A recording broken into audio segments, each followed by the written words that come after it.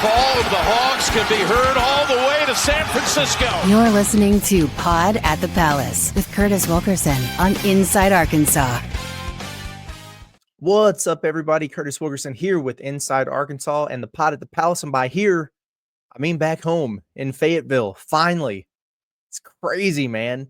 Spent more time in the month of March in random places than my own bed. So it feels really, really good to be home recording late night Saturday night and into Sunday morning. The time zones have me all screwed up. It's crazy because I was sitting here thinking about it, and I'm looking right now, and it's 12:04 a.m. and I'm like, oh, okay, so it's 2 a.m. back home or whatever, I guess. No. Like, dude, you're back in the central time zone now. What the clock says is what it is to the home front there. So a little bit crazy. The jet lag is real. But anyway, man, it's been a long day of travel. Tried to keep up with things as much as I possibly could. Definitely had the eyes on the other Elite Eight games out there. How we feeling? Did you guys heal up a little bit watching Texas Tech feel the exact same pain in the exact same way that they inflicted it upon you a couple days ago? Welcome to our nightmare land, Pirates. Karma. In all honesty, though, I mean, listen, big time shout out to Texas Tech. Yeah, they got the double-digit lead. Yeah, they blew it. Yeah, you kind of want to take that lap because people threw so much shade at you about your big collapse and, oh, what the heck was Cal doing and all that stuff. So you want to throw it right back at them. I get it. But in all honesty, Florida's a hell of a team. And I gave Texas Tech a lot of credit for showing up ready to play because that was an absolute war that they had against Arkansas. They had to expend a lot of energy to get back in that game and just force overtime, much less win that thing. I figured they were going to be running on fumes. I thought Florida was going to blow them out of the water, and they didn't. And in fact, Florida was fortunate to get out of there, but great teams make great plays down the stretch of games, and that's exactly what those guys did. Walter Clayton, that dude is a winner. He's so good. And, I was impressed that Texas Tech's, their big guys were kind of able to score and control the glass a little bit against Florida's like flood of 7-footers that they have. But at the end of the day, Florida was able to get over the top. That's the first SEC team there that gets into the Final Four. And I'm sure there's going to be more, right? Bama had their opportunity. They got bounced, just got dominated by Duke. And listen, this is a Duke team that just continues to show everyone that you can, in fact, win high-level basketball games in March when you're relying on freshmen. I mean, who did the damage today for Duke? I mean, it was Cooper Flagg and Con Knipple and Quan Malawach and, all those freshmen who certainly are not playing like freshmen at this point, but it kind of feels good, I think, if you're a Razorback fan, knowing that John Calipari is your coach, to see a freshman-reliant basketball team ball in the way that they are. And there's balance to be had there, and Duke has some older guys and some returners, and there's a mesh. There's a good roster construction, but the studs are the youngsters, and they're getting it done. For Bama, it's crazy. They went from hitting an NCAA tournament record 25 threes in that game against BYU. They scored 113 points, and they couldn't get anything going. Nothing going against that Duke defense. It's the first time that I've watched Alabama this season and thought they look small. It's crazy how big Duke's team is, but they're really good and held them to 65 points. Mark Sears, man, he's had such an unbelievable career for him to go out the way that he did with, I think it was 2 of 12 shooting and had 5 turnovers, and it's kind of a rough one for him. But it's crazy. It's the end of a career now for him, just like we had to witness that with Nelly and with Jonas the other day. It's crazy just how quickly it comes to an end. One game, and that one was decided for a while there, but like in Arkansas's case, you go from the brink of an Elite Eight, and in 1 second, one shot, it can be so fleeting, and it's just taken away from you. It's nuts. It really is. Anyway, we're not gonna spend too much time on that. Auburn, Tennessee, they both get their shots on Sunday to see if you can make it, 2 or 3 SEC teams in the Final Four, which would be insane, but also just very, very fitting for how talented this league was throughout the course of this season. So we'll see what it looks like. But at any rate, onto the portal, right? And we're going to go pretty quick because I do feel like I'm kind of on empty with the gas tank. It's crazy. The month of March has been crazy. If I think about it, all the March Madness stuff, but going all over the place with Michelle to tell the family and everything about what we had going on, the little addition to the family. It's like It's kind of taking stock of all the cities that I've been to, St. Louis and New York and Atlanta, and Providence, Dallas, and San Francisco. We've touched both coastlines. It's been a little bit crazy. So spent more time in random cities in my own bed, like I said. And we just got home from Cali, and I'm a little bit spent, but we're not taking any days off, right? We're not going to do that. So let's talk hoops. Let's talk roster, transfer portal. I've got to admit that I still keep, I don't know, like catching myself in that Eric Musselman mindset approaching this offseason stuff. The transfer portal. When you cover the importer for 5 years, it's hard to make that switch in your mind that not everyone does it the way that he does. In fact, nobody does it the way that he does. So it's a little bit hard, I think. And I wonder if the fan base feels this way too. And I think maybe you do a little bit. It's hard not to get a little bit antsy when you aren't seeing Arkansas connected with pretty much every player that enters the transfer portal here. And there's like over 1,500 or something already. The season's been over for 3 days. It's been 72 hours. We don't have a portal pop yet. What the heck is going on? People are maybe getting a little bit nervous. Are they working? Do we have a problem here? What's the deal? But we've got to make that adjustment. And I have to as well. And I try to remind myself every day. It's like, hey, this is a little bit different. Think about how Cal operated at Kentucky, for example, because he is not a guy who is going to get into a hurry or rush things in the offseason when it comes to putting his roster together. Heck, he didn't when he got to Fayetteville late last spring, but it's been a pattern for him. In fact, I mean, he's notorious for like really stressing out a fan base before filling out his roster in the summer, and then always winds up looking elite on paper every year. And you think there's going to be an exception to that this year with the resources that he has coming off of a Sweet 16 with the freshmen you got coming in? No. Arkansas is going to be loaded. We just want to know who are they going to have? But I sit here and talk about the patience, and I do think patience is going to be a virtue for us. And by us, I mean me, trying to cover and tell the stories of this with you guys, for you guys who are, super anxious and excited and, wondering what's going to happen and when are they going to start making the moves. But then also for this coaching staff, because like we said, I think that they're in a position now where they can really recruit to needs, to fit, as opposed to just taking the best players and hoping that you can put together a team out of it. They're not going to be in that position. The only caveat here is that House settlement ruling, right? That the NIL stuff, the revenue sharing and all that's up for final vote April 7th. So a week from now. And I don't know how that's going to work. Like it's going to get approved, but is it going to be a deal that goes into effect immediately? Do they postpone it for a while? Does it not start until after this? I guess it wouldn't be fiscal year, but like the academic calendars, like when baseball and softball are over and you roll over to the next 2025-26 school year. I don't know what that's going to look like. But I do know that there are some schools out there or some line of thinking that I've heard of people thinking, all right, that's April 7th, which is a week from now. All of a sudden, you could immediately be dealing with that salary cap nonsense that they're going to be working with, the clearinghouse that, it's not going to be a situation, or at least this is what they're trying to get approved, to where it's not like you could say, okay, we want to go get player A out of the transfer portal. We'll give you $3.5 million to come play basketball for us. Oh, you like that? Cool. Done deal. There's going to be a clearinghouse that kind of goes through, determines the market value for a player and kind of a maximum amount of money or NIL that they're worth that they can get, which is crazy. And I think that they're probably going to face some legal issues with that if you start capping earnings for name, image, and likeness as soon as you approve it. I don't know what those logistics are going to look like, but my point is a lot of people have been trying to operate early and move quickly. That way they don't run into a situation where they have to worry about that. Get your big money spending in early. Get your guys. We talked about how a lot of schools, but Arkansas included, might be looking for more multi-year players. That way you can get them in, have their deals done, and then maybe they can get grandfathered into whatever this new system would look like as we continue to try to work out all the kinks. It's hard to go from wild, wild west to super structured. So I don't know how the heck they're going to do it.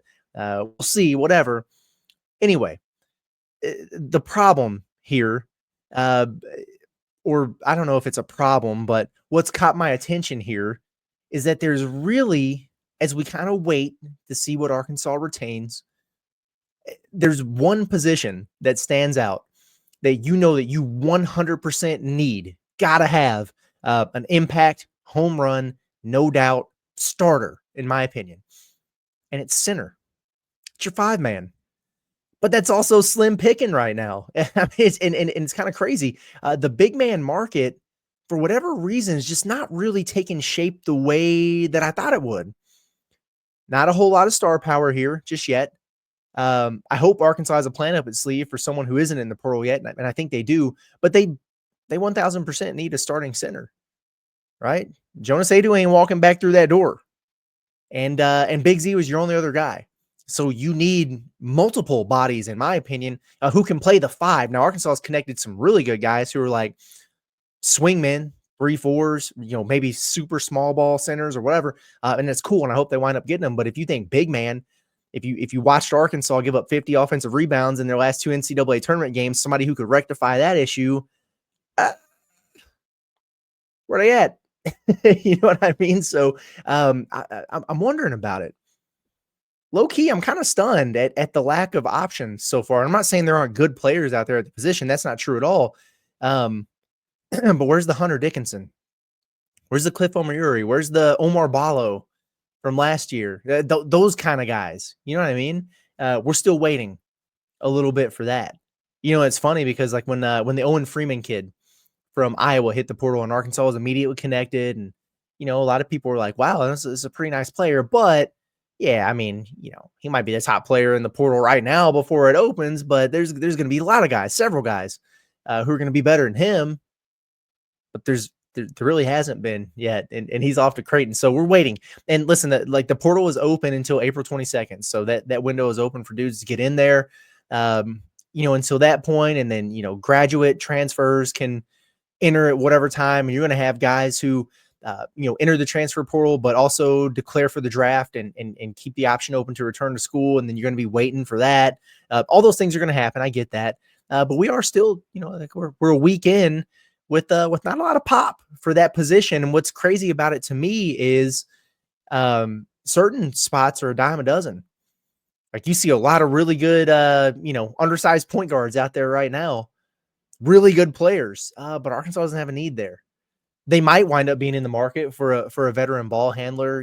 We'll see what happens with DJ and everything like that. But you also have a top 5 prospect in the 2025 class coming in, the number 1 point guard in the incoming high school class, in Darius Acuff. So that's not a thing for Arkansas. But big men, though, that's a position that, one, it commands the most NIL. 2, because the college big man and the NBA big man have been very different things in terms of desired skill set, although we're starting to see like a little bit of regression back to more of a old school big man type being playable in the NBA. But usually the college game is able to retain high level, super talented, all-American caliber big men better than they are guards. So where are they at in the portal just yet? We're waiting. There's going to be some names, but through the first week, let's talk about the options real quick. We'll kind of rank the studs here. The guys who I think are impact starter level caliber guys, man, there's only a handful. Flory Badunga hit the portal today. You guys remember that name? You should. Arkansas played him twice and beat him twice. One time it didn't count. One time it was in the NCAA tournament. It was the Kansas big man. 5-star freshman, super talented, athletic as heck. Love his build, super upside. He's a dude who is in line to take an absolutely massive sophomore leap. Here's the crazy thing about it with Flory is he came into Kansas this year knowing Hunter Dickinson was there. KJ Adams was there. He was going to have to wait his turn, and the season ends, and Hunter Dickinson's out of eligibility. KJ Adams, super unfortunate, and I hate it because he's such a good dude and a fun player. Tore his Achilles. He's not going to be ready for the start of the season next year. It's Flory's time to shine. He hits the portal. And what does he say? Yeah, well, open to a potential return to Kansas, but the dude is testing the market. That's a major name. That is a major name that I hope Arkansas, works to get involved with. And I just want to pull him up here real quick to get his measurables. He's a big boy. built like a brick you know what house. They got him listed at 6'9", 220. He's bigger than 220. I was standing right beside him down in Providence. The 6'9" is probably fair, but he strikes me as a lot bigger than that. But he plays physical, super athletic. His numbers aren't going to jump off the page. 5.9 points, 5.4 rebounds per game. He did shoot 70% from the field. You got to remember it was a limited role because Hunter Dickinson's playing a ton of minutes for him down there. What are Arkansas's chances here? Listen, Auburn, who was a finalist for him when he committed.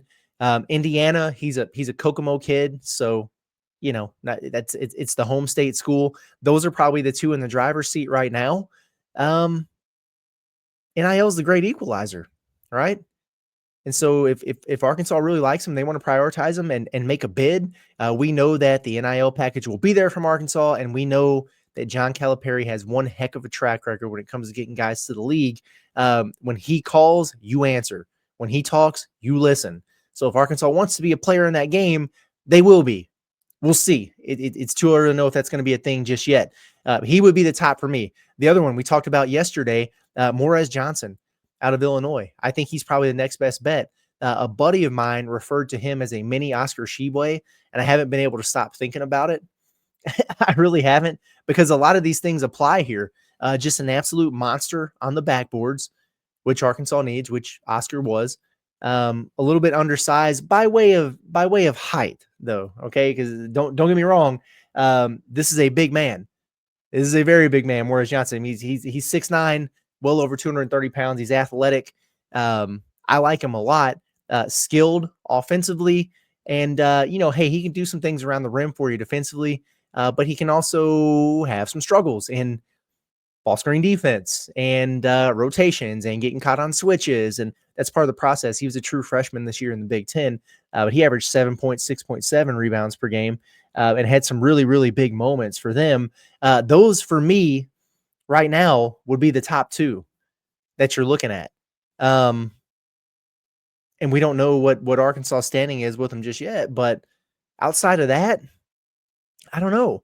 Magoon Guath, who we've talked about a lot, the San Diego State big man, very, very tall, 7 feet, very, very skinny, 210 pounds at that size, but a great shot blocker, versatile, can knock down some threes.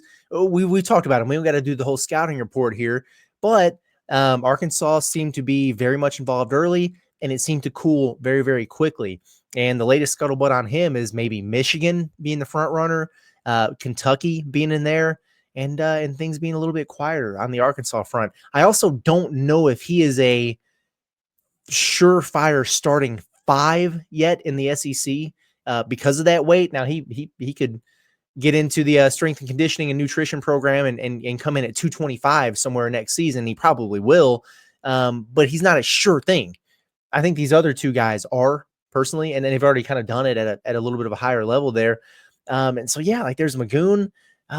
Heck, I'll just pull up real quick the On3 transfer portal rankings, and let's just see if there's any other legitimate big men here. I don't really know that there are by way of power conference studs just yet, right? Like there's some good players out there. Noah Williamson, for example, the Bucknell big man. We've talked about him. He's nice, 7 foot 250. I like his game a lot.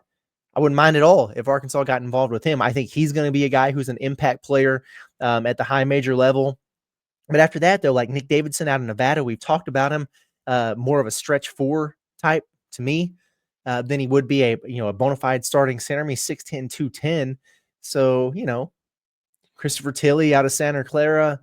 Again, that's a, West Coast Conference guy. Blake Buchanan, who is a role guy at Virginia, 6'10". So, there's room, I think, for maybe another half dozen or 10 big time centers who, heck, they might be happy with their situations. But if I'm them, I'm thinking, I'm looking at that transfer portal right now at my spot. And I'm going, listen, I just need to dip my foot in here. Worst case, I can leverage a raise for myself, but I might get a bag because everybody needs a big man, and there aren't that many out there.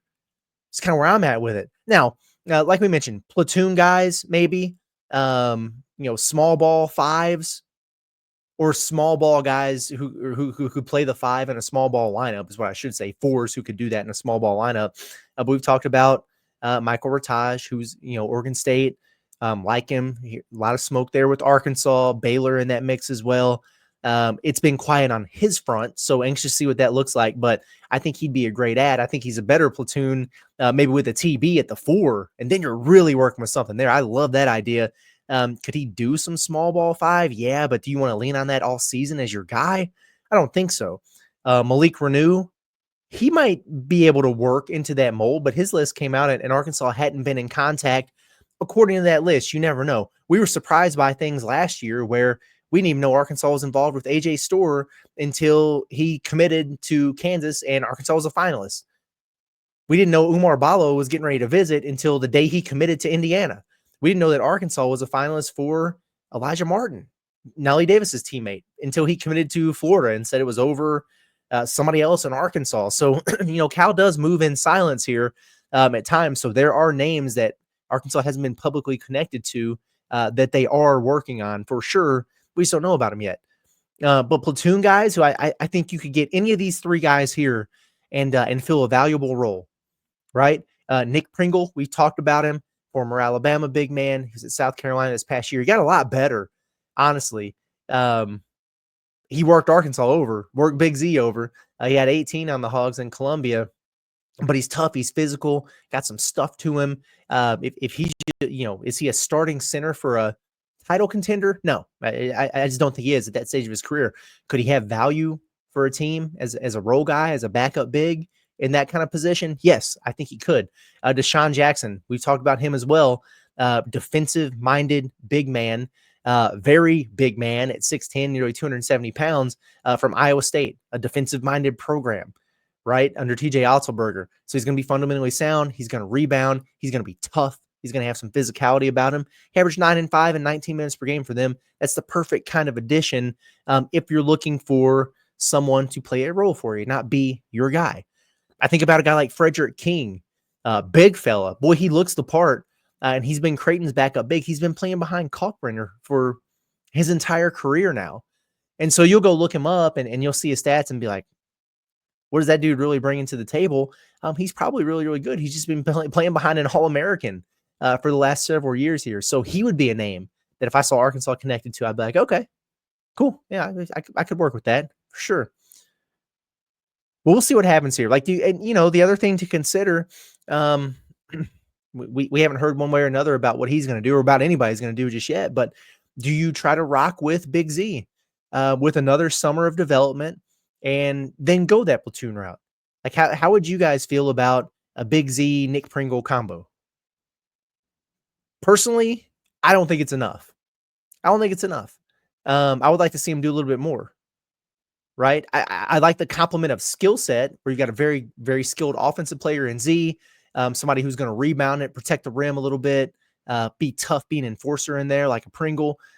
I could see it, but I don't know if that's a championship front court. I think that's what you're working with here. We're not balling on the Eric Musselman budget anymore with the NIL. This is a John Tyson, John Calipari budget. So you've got room to work with here. Maybe you add that type of guy now or soon for that insurance policy, and you felt like you needed more depth there anyway. You wanted to get an extra body down there anyway. So go ahead and do that and then be patient. Wait it out, see when the impact guy hits the portal, and then strike. Maybe we're looking at something like that. Couple big entries on Saturday. We talked about Flory. One that I thought was fascinating was RJ Lewis out of St. John's.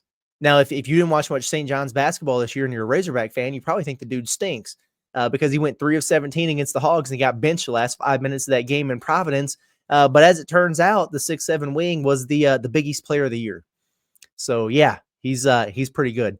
Major addition to the portal. Absolutely going to be the number 1 guy in there. He's also declared for the draft. It would be hilarious, in my opinion, for John Calipari to beat Rick Pitino in the NCAA tournament and then take his best player for next season. It would be hilarious. I just don't think it's going to happen. I don't see the fit unless Carter Knox declared for the draft and stayed in or something, right? There's room there for a wing addition, and you probably need some depth. This ain't a depth piece. This is a dude who's going to come in and play 30-plus minutes for you and be a focal point of your offense. And I'm not sure that that's really what Arkansas is looking like with the roster as currently projected, at least.